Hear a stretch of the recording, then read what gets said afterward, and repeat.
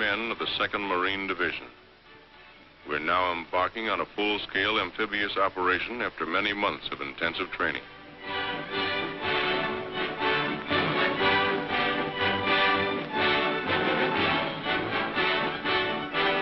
The transports are combat loaded. The ships of the Navy and Coast Guard form our convoy. Squadrons of carrier planes cover us in the sky. Several days from our destination, a destroyer brings us sealed orders.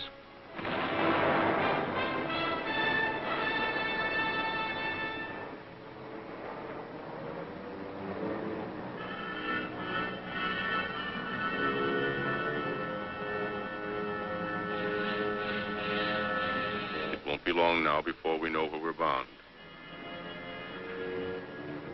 The relief map of our objective is broken out. The fortified island of Battle and the Tarawa Atoll, a very important Jap air base on the outer fringe of their Pacific defenses. Our platoon leaders started explaining the terrain to us. By the time they were finished, we knew that island and its reefs as well as we knew our own backyards.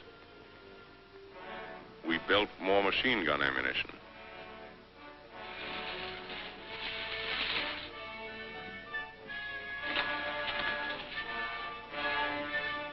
Check and test fire all weapons.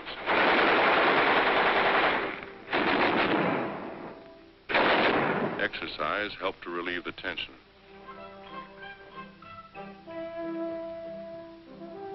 Navy and Coast Guard coxswains received last-minute instructions on formations, rendezvous areas, and departure times. Services are held on the last evening before D-Day.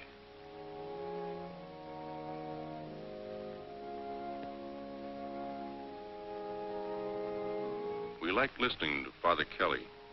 He'd been with us at Guadalcanal. He had a way of saying what we wanted to hear.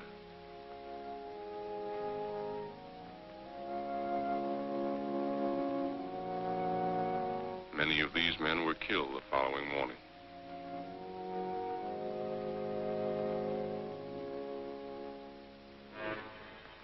We are ready. D-Day.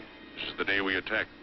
Long before daylight, we're over the side into amphibian tractors and landing boats.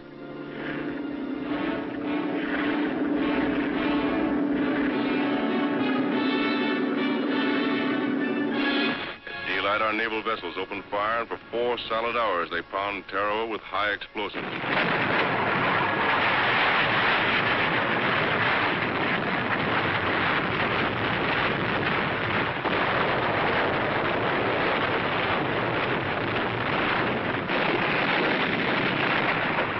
Everything went like clockwork. When the ship stopped firing, the Navy planes would take over. Bombing. Strafing. We were a team working together. Then, again according to plan, the planes withdraw and the ship's batteries open up again.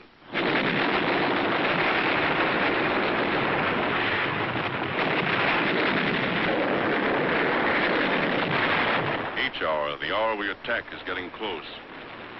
For 3 days before we moved in, over 4 million pounds of explosives had been dropped on the island. It didn't seem possible that anyone could live through that bombardment.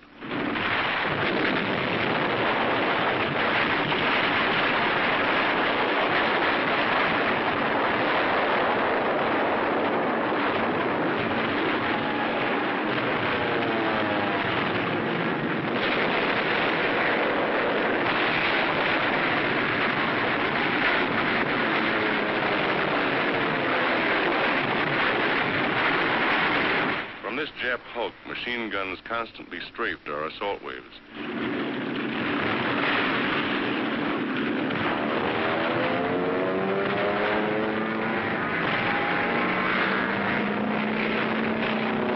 We bombed them out twice, but each time a new crew took over.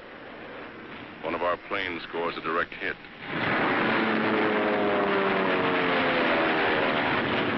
As we approach the island, we have the feeling that the show is just about over. There doesn't seem to be any organized resistance. However, we're taking no chances. Suddenly, we're met by heavy machine gun and mortar fire. It takes a heavy toll of our boats and men. It doesn't stop us.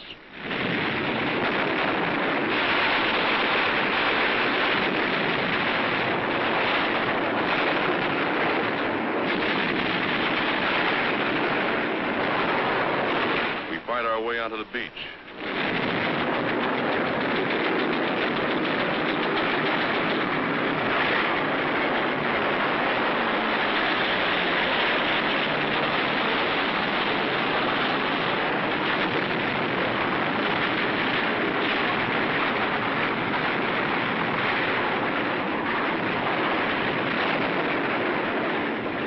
Our men wade ashore from wrecked amphibians.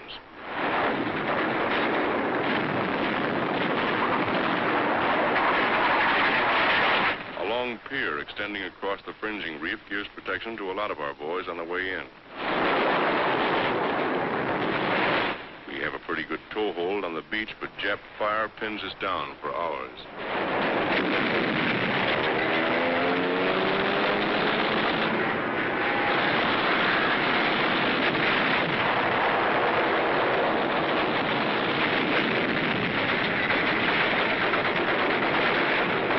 Casualties are pretty high, but as we found out later, blood plasma saves a lot of lives.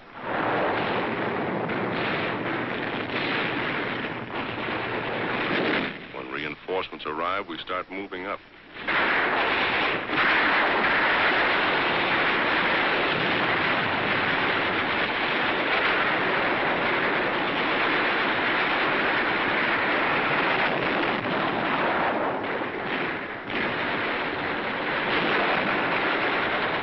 It isn't easy knocking those Japs out of their positions. They're hidden in trees, behind revetments, buried pillboxes, bomb-proofs, bunkers.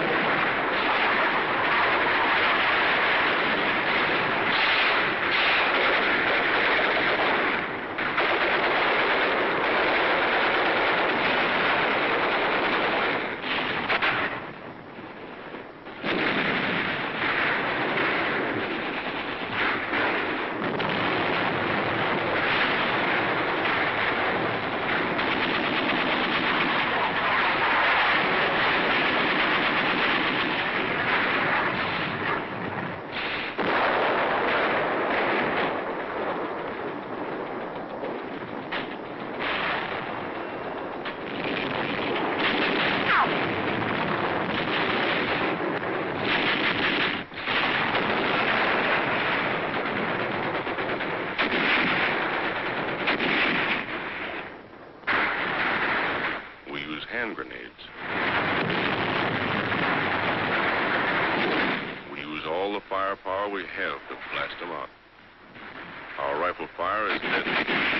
So are the flamethrowers and the mortars. The enemy breaks from cover.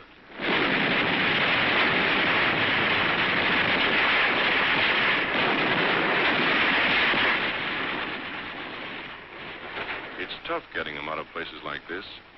We can never be sure where their snipers are placed. We take it slow, easy.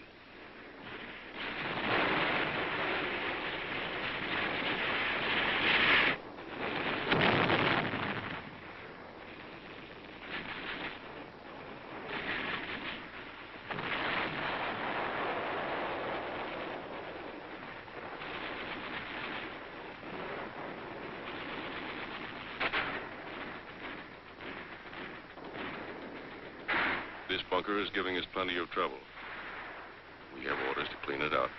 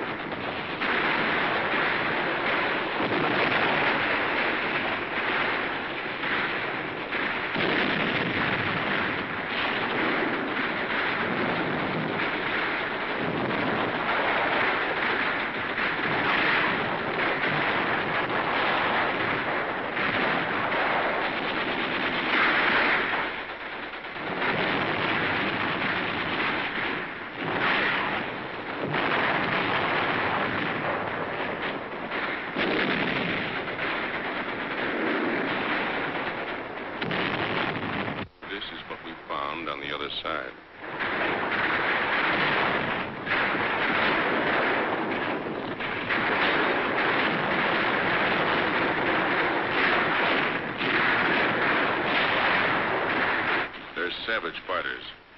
Their lives mean nothing to them.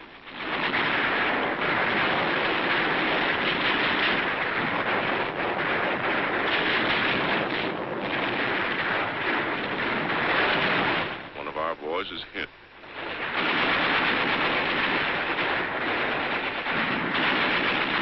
At night, the Japs would swim out to our wrecked amphibians and set up machine guns. They got a few of us before we got them.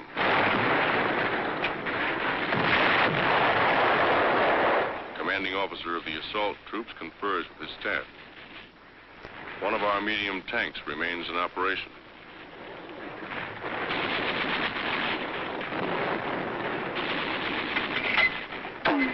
Although at the end of the second day, D+1, we breathe a little easier, mortar squads continue to hammer enemy points of resistance.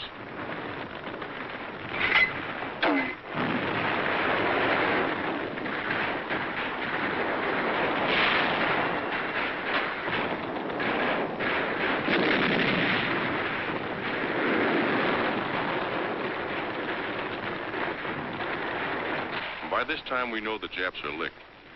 They must know it, too. There's still strong resistance. Nip suicide snipers tie themselves up in the trees and take pot shots at us. We hit them, but they don't fall. Just die and hang there.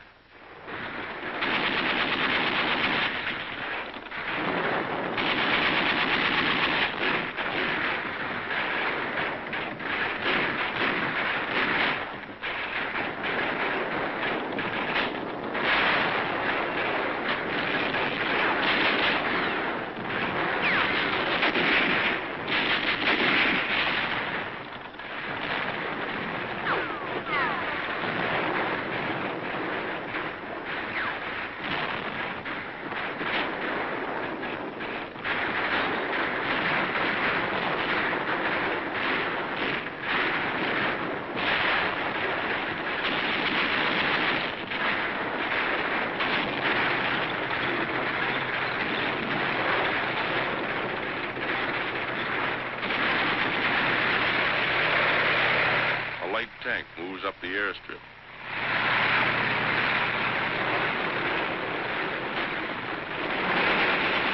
One of our boys is wounded during the attack on the airfield. Another Marine goes out after him in a jeep under heavy machine gun fire.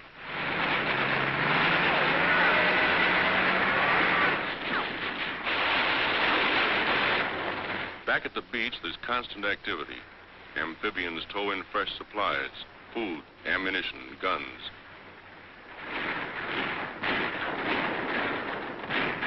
As the battle moves across the island, the chaplain's assistants tend the dead, removing the lower identification tick and leaving the duplicate on each Marine so there'll be no mistake later on. Generals Holland Smith and Julian Smith commanding the force and division. Admiral Harry Hill commanding the task force. Sometimes we actually have to dig the Japs out of their holes. The island is infested with buried pillboxes, many of them still crawling with Japs. These bunkers were so constructed that heavy shelling and demolition charges failed to crumble them. Many of them were over 20 feet deep.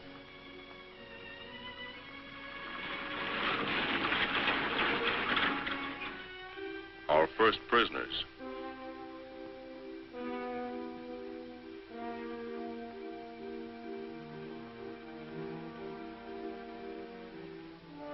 The wounded are given first aid in the field and then carried by stretcher to the boats. With them always are the Navy hospital corpsmen and Navy doctors and surgeons. At the transport, the steel litters are lifted from the barges and lowered into the hold. They're taken to the ship's hospital. Not a second is lost.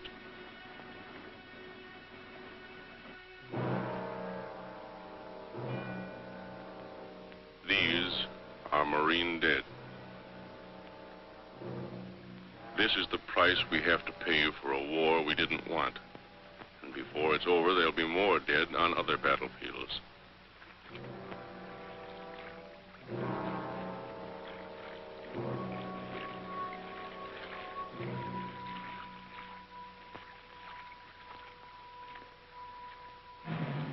burial aboard ship for Marines killed in action.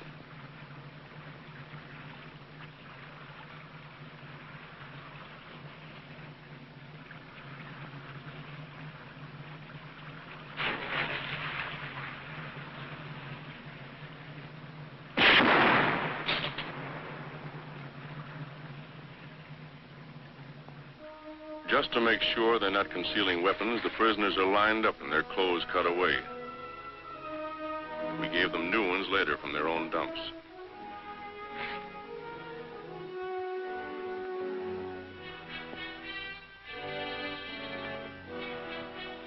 The rest of the island's defending force is dead.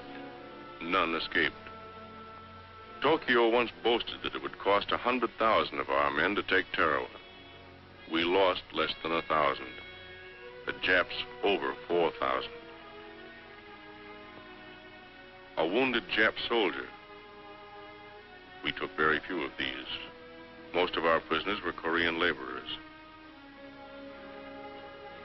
One of our officers captured these Japs from a disabled landing boat.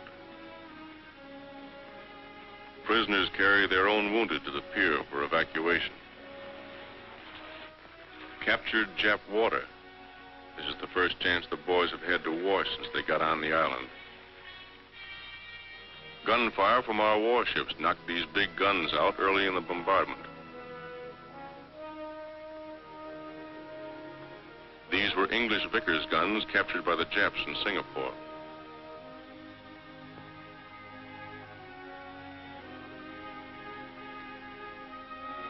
One of their many light tanks. This was the Jap command post, built of reinforced concrete several feet thick. That building was built to withstand plenty, and did. We finally took it with TNT and flamethrowers. The fighting was still going on at one end of the island when the Seabees landed with their heavy equipment. They set to work clearing the airstrip even while we were fighting for it.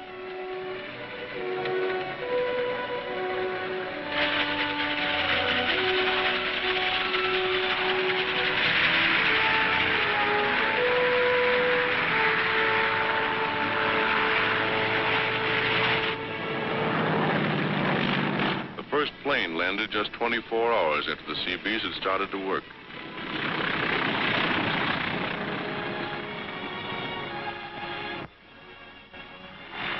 The second one lands 1 minute later. We welcomed the pilot to our new home. It was our first chance to thank those guys for the swell job they did for us before and during the attack. On D+4, our relief came in. Maybe you think we weren't glad to see them.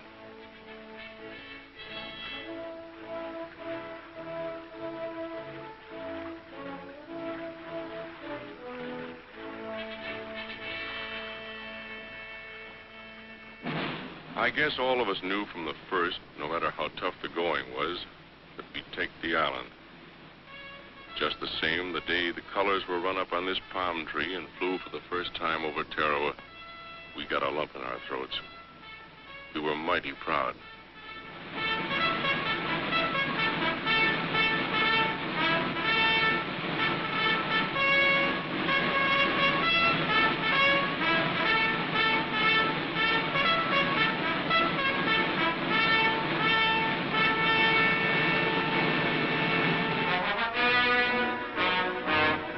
These are the Marines who took Tarawa.